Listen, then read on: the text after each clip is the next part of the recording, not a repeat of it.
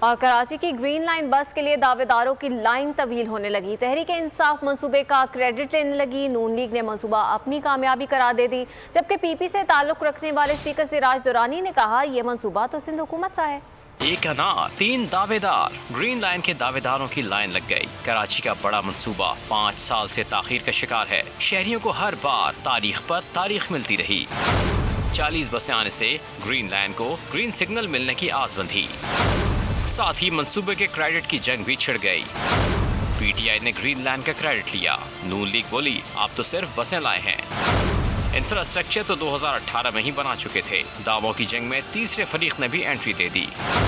Speaker Sindh assembly بولے منصوبہ تو سندھ حکومت نے شروع کیا تھا، ایک جانب ہے کریڈٹ کی تکرار تو دوسری طرف شہری بدستور ٹرانسپورٹ کے لیے ہیں خوار۔ دعوے دلا سے بہت ہو گئے، سب کو ہے بس ٹریک پر آنے کا انتظار۔